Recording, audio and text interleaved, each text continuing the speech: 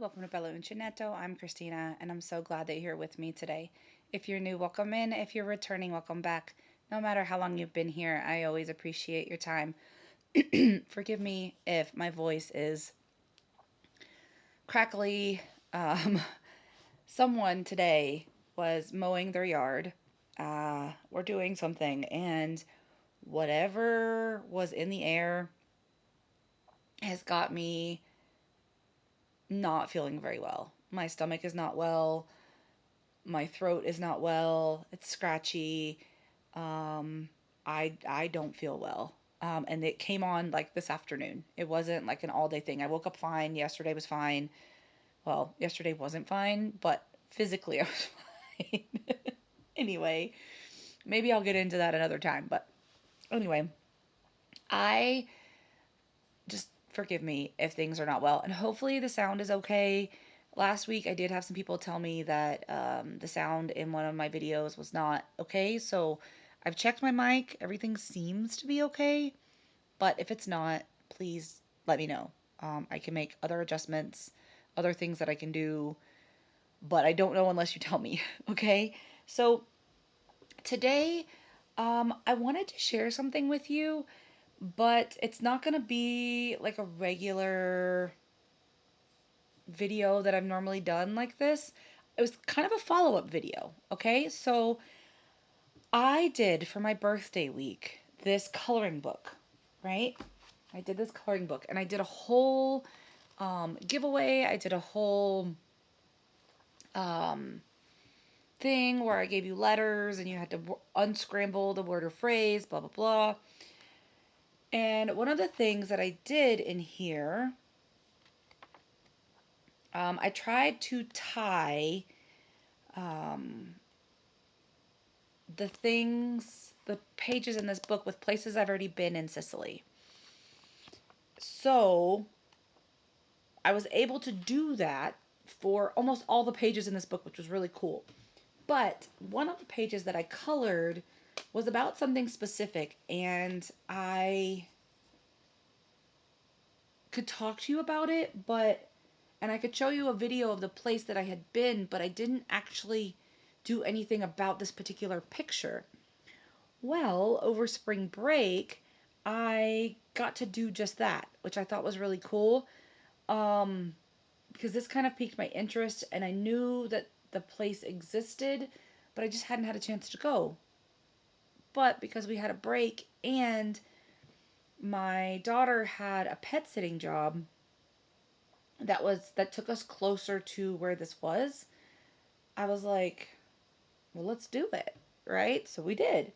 And what am I talking about? I'm talking about this page. And I can link the video that I did on this, coloring this, if you'd like. Talking about Syracuse, I can link the video um, of Syracuse and Ortesia for this. But um, I wanted to talk to you about actually going and learning more about Archimedes. So I knew that there was a museum and I'm just gonna show you pictures on my phone. Um, Instead of trying to put all the pictures in, because then I have to differentiate between the ones that have my daughter in them and the ones that don't, and um, I'm just I'm not gonna, right? Because I really don't do travel videos as much anymore because they weren't very popular um, with watch hours. So, and it takes way more effort than doing a regular video.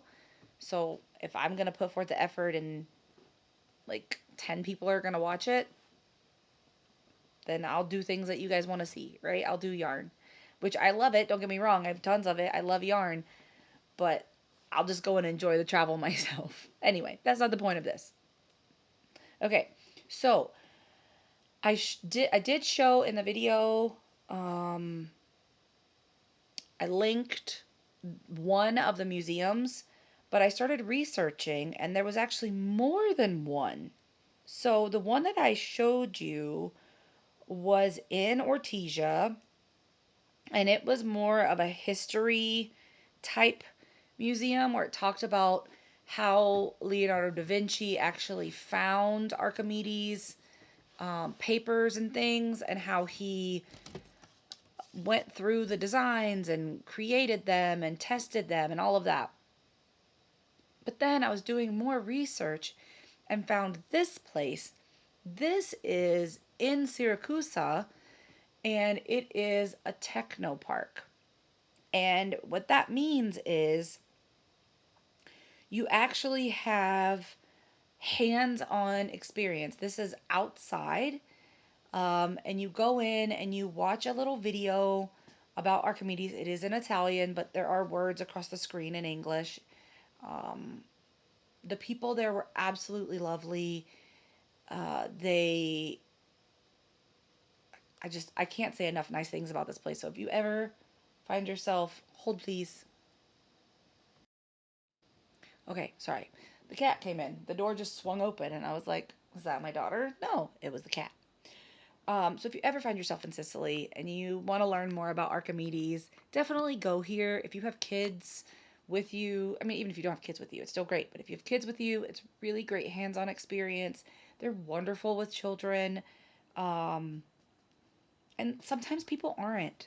Like, this is their job and they're not good with kids. So it's really, really nice to have people that were good with children that could explain things both at an adult level and at a child level. So they use, of course, the bigger terms, but then they could also break it down in Italian and in English.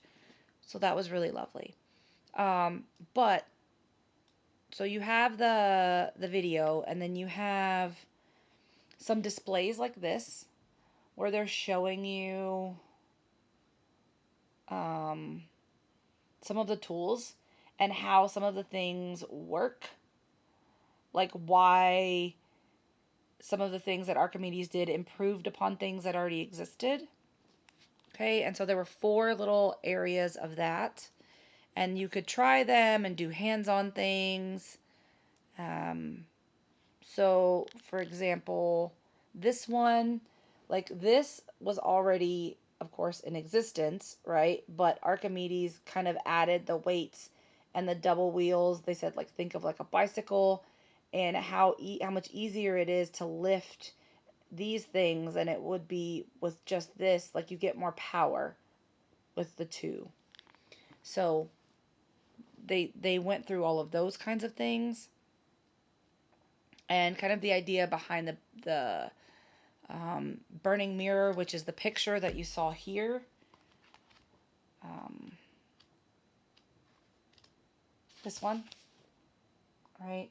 The idea behind this, I'll leave that open because we'll get back to that in a minute. And then there were some other like spiral things, and then they get into some of the like applications of it. So how you used different things that they had just shown us in those four little sections, and how you could see the application of it. So this was like for the grinding of the flour, like the wheat into flour, and all of like to make the grains and all of that.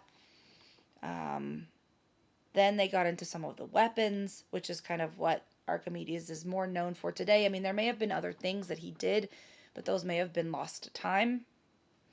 Um, but you see a lot of the here, and for all of these, um, the kids that were on the tour got to load it or shoot it or fire it or stand on it or whatever the case may be, right? Which I thought was really, really awesome. And they talked about how um, Archimedes, essentially how he died, right? How there was this big battle. The Romans came to take over the port of Syracuse, which was a big deal at the time. It's a very strategic place, right? Sicily is positioned between Europe and Africa, and then you have, you know, the Middle East, and then you have the open ocean, and so it's a very strategic island. And the Romans wanted it, right? And um, Archimedes was very, very good at defending his home because he's from Sicily. So he was very, very good at defending his home. And it wasn't until the Romans paid someone to be let into the city that they actually were able to get the port of Syracuse. And there's a couple of different legends as to how Archimedes died. Some people say he was captured by the Roman soldiers. Some people say he told his students to kill him, as he knew the Romans were coming. I don't know the truth, but they were talking about all of that. And so one of the other things that they were talking about was his enclosure of like the battering ram, and how this was helpful in a lot of the um,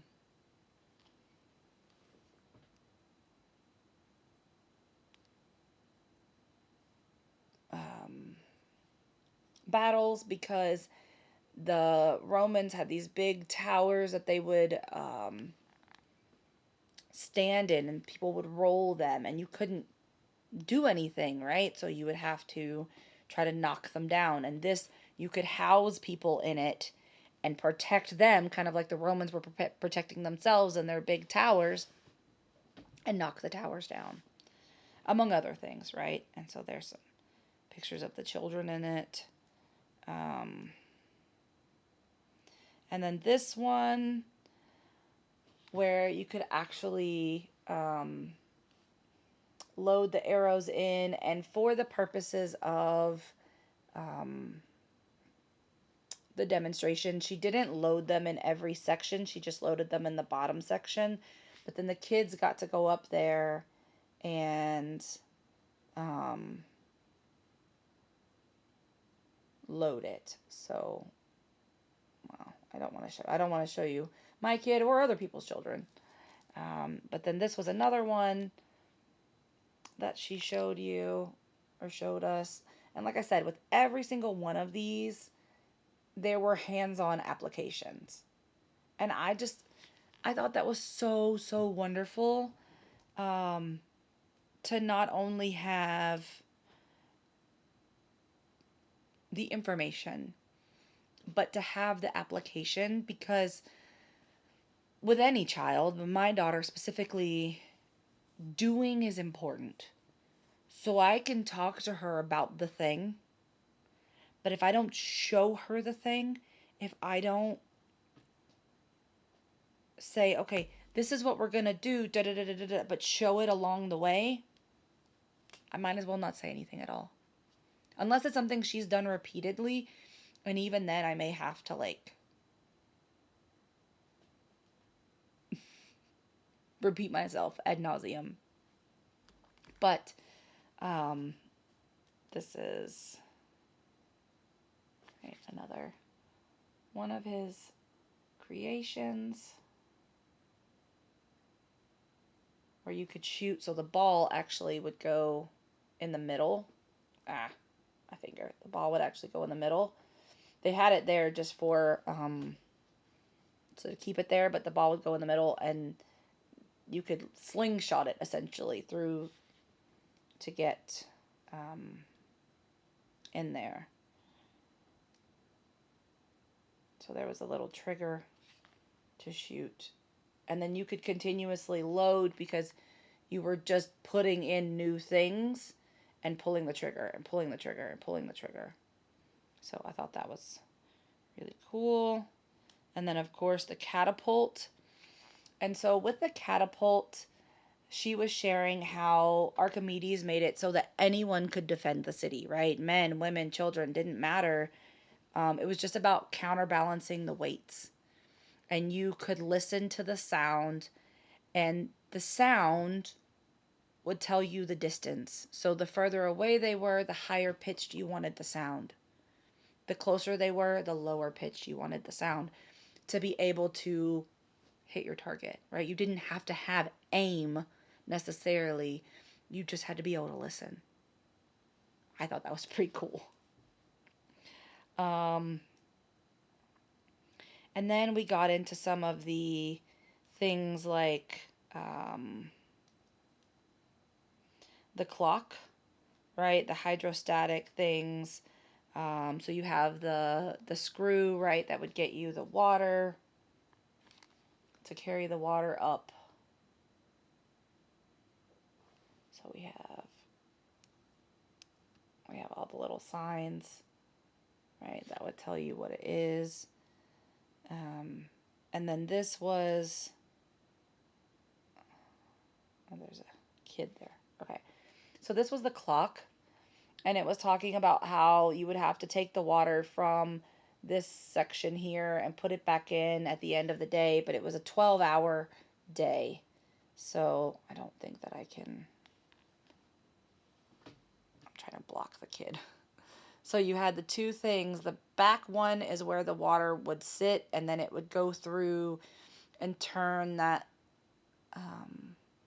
other area where the time would pass, right? So,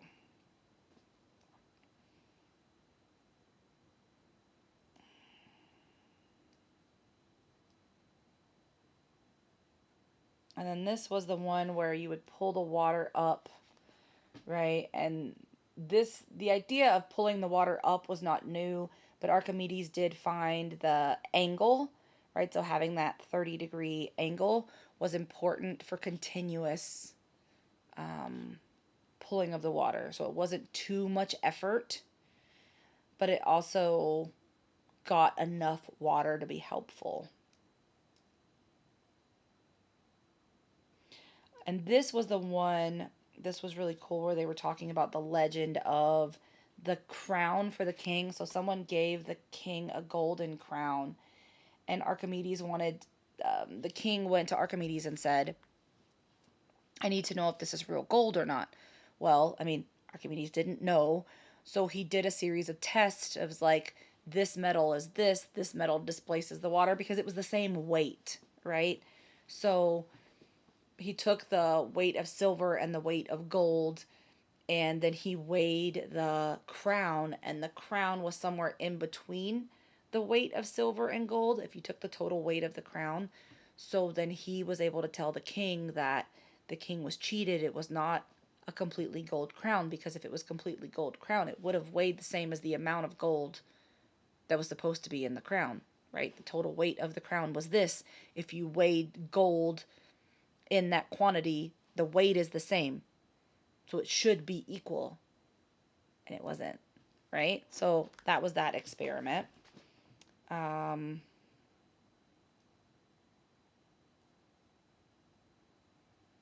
then you have the cannon here.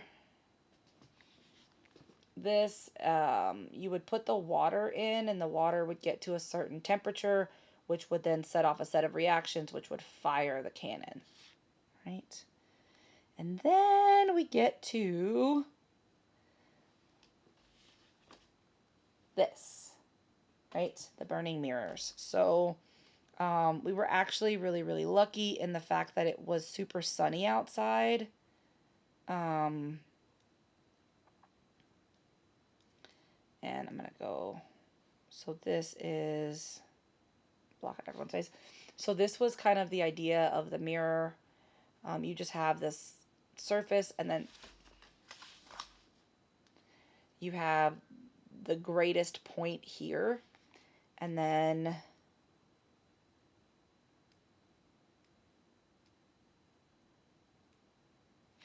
you can set things on fire. So we set things on fire, which was the favorite part for all of the kids, right? To set things on fire. um, and then we went through a virtual reality area where we got to practice the arrows, practice setting things on fire. So that was kind of a neat thing to do for the like you went through all of that, and then you got to see, virtual reality. And then they had some of the puzzles with the different shapes. And then the cool thing is people would join us. So it started out, it was just the two of us, and then this other family joined us. And then as we went through, by the time we got done, there was this huge group of people. But they hadn't seen everything, right? So what they did was, everyone who started the tour from the beginning and went all the way around, when they said, okay, we're done, if you started the tour at this spot, then you can leave us. And then they went back and did all of the rest of the things.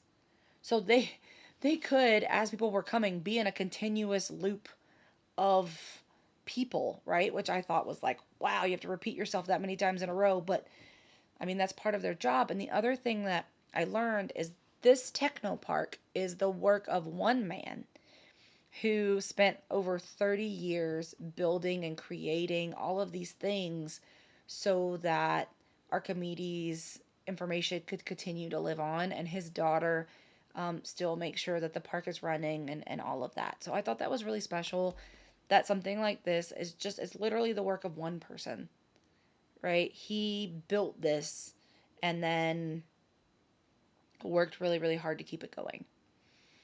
So then the other thing that we did that follows along with this is the museum that I put in the video of that coloring page was the second museum that we went to in Ortigia, which is part of the region of Syracuse, but it's not the city of Syracuse. So in Sicily, um, and most Italian regions have the region, but then there's also a town, which is the capital of that region usually, um, that has the same name. So, like, you have the Palermo region. Palermo is the capital. You have the Trapani region. Trapani is the capital of that region, and there's a city, whatever, whatever.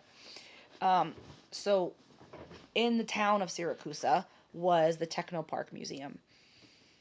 Um, and it's actually right next to another park that we went to, which was this one, the Neapolis Park, where this ear was, where the king was said to have listened in on the prisoners and things like that. So it's actually like there was so much traffic because I thought, oh my God, this techno park is going to be so busy. No, everybody was going to the other park. So, and then they were coming, I guess, after they finished that. I don't know. But anyway, we went to Ortigia, and in this one, this is the one where you get more of the history. So they still have everything that's like recreated. Um, and some of the things that were not in the techno park. So the techno park was mainly just the weapons and things that he used for defense and all of that. But this has some of the other things, right? Like this is the astrolab, right? Some of the other things that Archimedes did. Um, but the thing about this one is you go in and they give you a little video to watch about how you're not really supposed to touch things, you're not really supposed to a whole bunch of things that you can't do, right? Which was kind of frustrating. But there were a couple of things that you could do that were hands on that you could do. Um, but so they had things like this was some of the other things that you could see. You couldn't touch a lot of them. And that was the thing that I was really glad that we did the first one, the Techno Park first, because a lot of people were saying, "Oh yeah, I went to the Archimedes Museum in Ortigia, and now we came here," which great for most people, I guess, but not for my kid, right? It's not gonna work for her, um, because she had to when we were in this second museum. So then here's a couple of the other things that were in there. Um, she was like, "Oh, that's the thing that we did. That was such and such." And she was much more engaged with the things that we had already seen and done than the things that we hadn't. Now, this museum did have a guide, so you could go through and listen. You could go through and read in whatever language that they had, like 8 different languages, I think. And all of the boards, so like all of the boards on here, they had it in Italian and then for kids and then English and then for kids. So it was a much more condensed version and some of the vocabulary was different, which was really nice. But my daughter's not going to stand there and listen to that. She's not going to do that. So this part was more for me, but like I said, because she was so engaged at the Techno Park, she definitely slowed down to see some of these things, which allowed me to see things. Because when I go to a museum with her, if it's not something that she's interested in, she just flies through it. And I have to keep reining her back in, and then she gets frustrated, and it becomes a whole thing. I didn't want it to be a fight, right? That's part of the reason why we went to the hands on one first. But it definitely was more useful for her. Um, they did have at the end, I did not take a picture of it. Mm-mm. They did have at the end